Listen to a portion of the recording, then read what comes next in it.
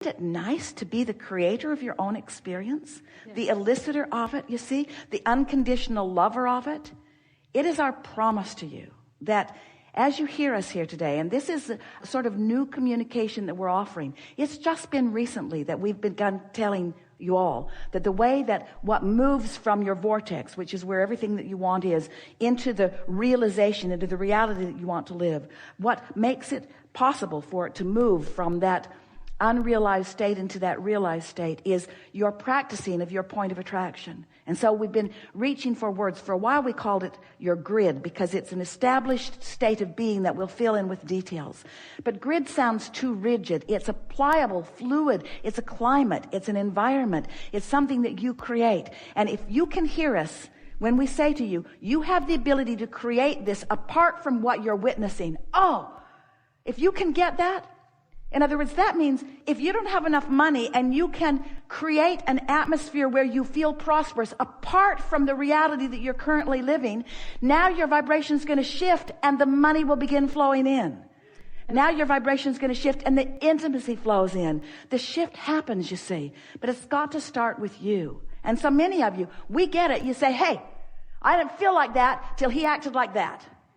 He acted like that, and that's why I feel like this, so he needs to act different so I can feel different. And we say, conditional love will get you nowhere. You have to create the vibrational condition that allows you to receive from this person who we promised you has the ability to give you exactly what you want when the shift takes place within you. Some people are so observant of this and that and everything that surrounds them that their own vibrational frequency, based upon what they are observing, is all over the place. They don't feel secure because they haven't practiced the vibration of alignment. They don't feel clarity because they have not practiced the vibration of alignment. They don't feel willing to allow diversity because they have not found their own steadiness. And so when one has not found their own steadiness, then what others are doing seems very important to them. Don't rock my boat. If you rock my boat, I can't be steady. When the truth of it is, you're the only boat rocker in your world. Only you can rock your boat. Only you can provide stability or instability for yourself. Now we know it doesn't feel like that sometimes. When you felt good, someone came into your experience, presented themselves in some way, and then you no longer felt good. Felt to you for sure that they rocked your boat, that their instability, that they brought it to you, delivered it right to you, and now you have to deal with this. But we want you to know that that isn't the way it happened. There was a vibrational frequency within you that included them in your experience long before they got there.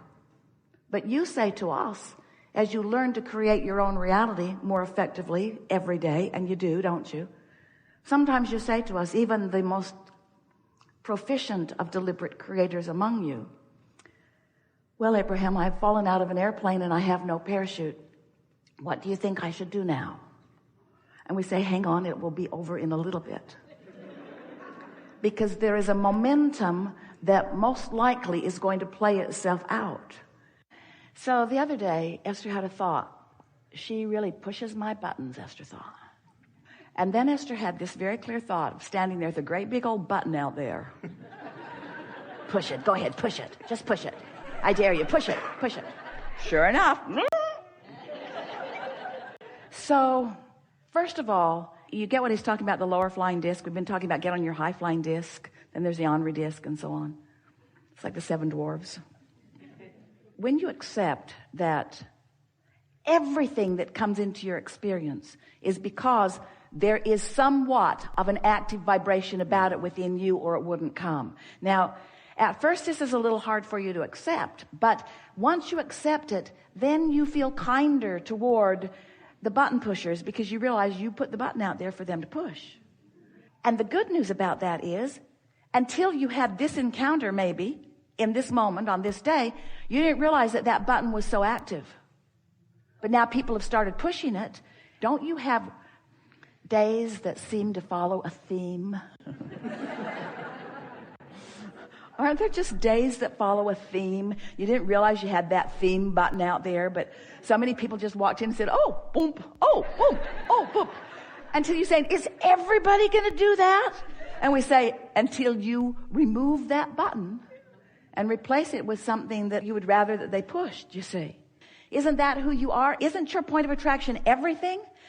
And is their point of attraction any of your business at all? And is the way they behave, is it up to them to change their behavior so that you can feel good about their behavior? Or is it up to you to change the way you look in general so that you're sifting and sorting and seeing that which is a vibrational match to what's active within you? These are the secrets of the universe, friends. This is living life in the way that you have intended. Thank you.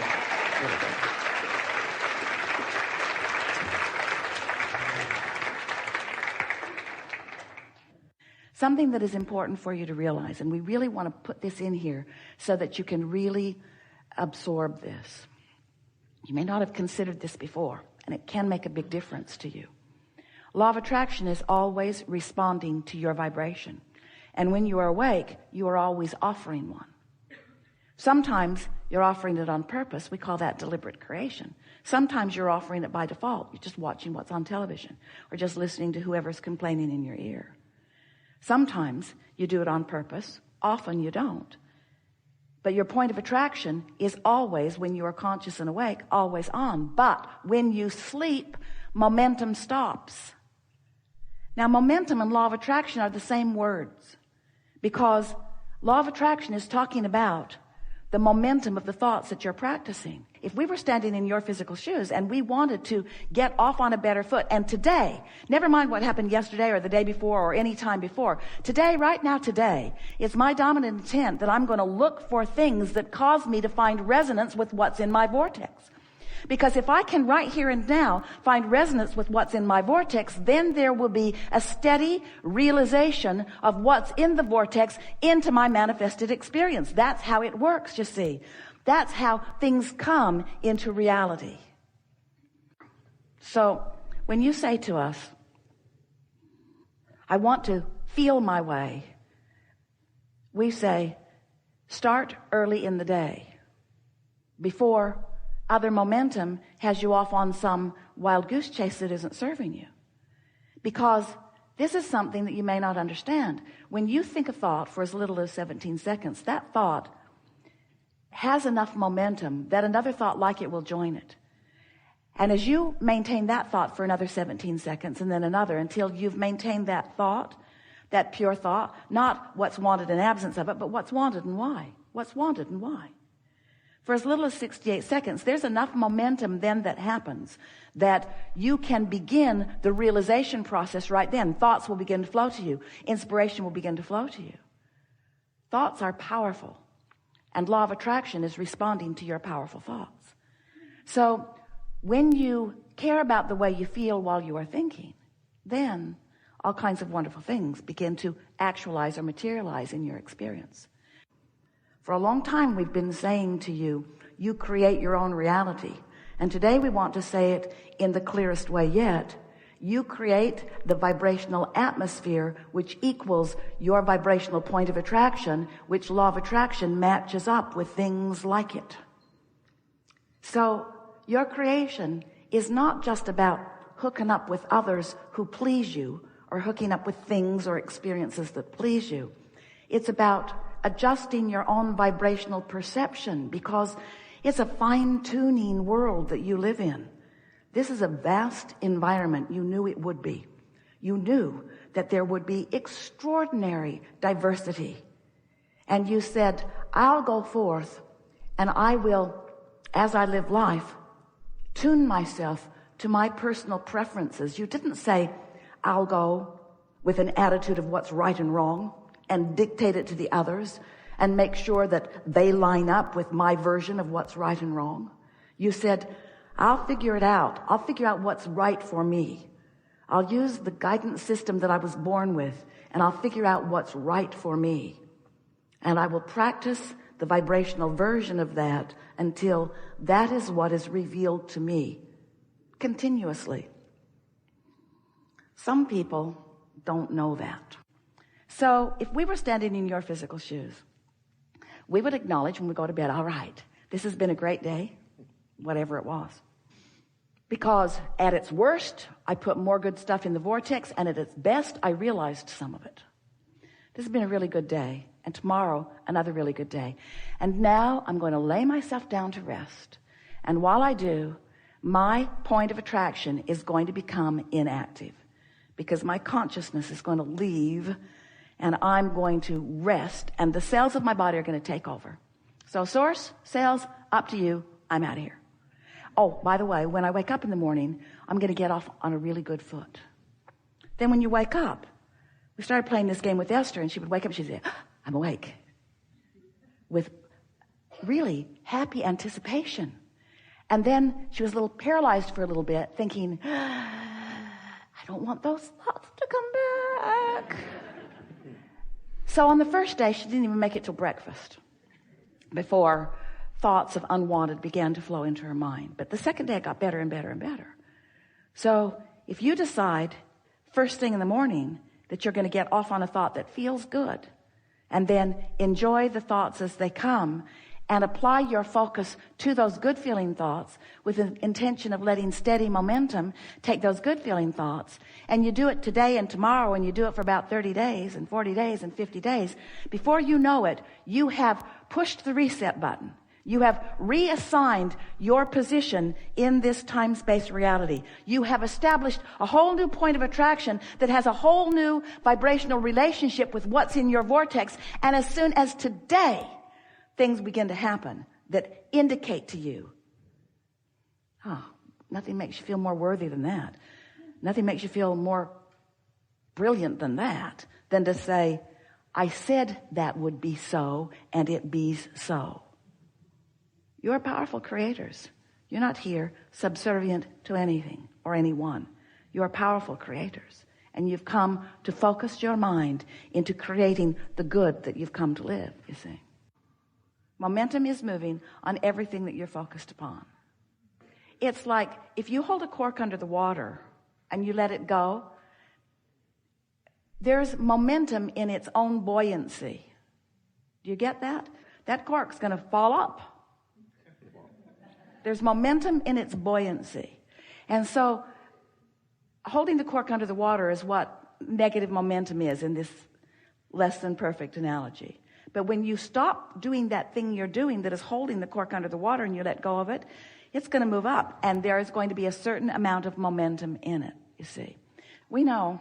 We called this the science of deliberate creation until we saw you going, ooh, got to control my thoughts. Cancel. Suck that thought back. And then we explained there is no sucking it back. There's just not spewing it forward anymore. Imagine yourself moving through this clear space and this red inky mist is spewing out of you with every negative thought. And suddenly, well, not suddenly, gradually, eventually, occasionally, you don't spew it. And so it dissipates. But if you keep spewing it, then there's always red inky mist in front of you. But if you stop spewing it, then there isn't. And so it's a progressive thing. You just get better and better at it. There are a lot of things that you can observe, and when you observe them, it causes you to offer a vibration that brings you more of them. Yes. In other words, there are a lot of people that believe that they are deliberately creating, and a lot of you are. Esther says, I was born into a happy home, and I focused there. No bad stuff ever happened to any of us. We just sort of lived happily ever after. My parents never said a cross word to one another. In other words, it was easy for Esther to be a pliable vortex through which we can communicate because her vibration was in a good place because she was observing a good life, and her vibration stayed in a good place because she was observing a good life. You see what we're getting at? But deliberate creation is a bit beyond that. Deliberate creation is unconditional loving. Which means it's creating of a vibration on purpose. Why can't some condition adjust so I can just observe it and feel better? And we say, because that is limited creating. And as sure as anything, you'll fall in the trap with the masses that say, we've got to control these conditions, otherwise we can't be happy. And that's just not true. This is a really good time for a segment of refreshment.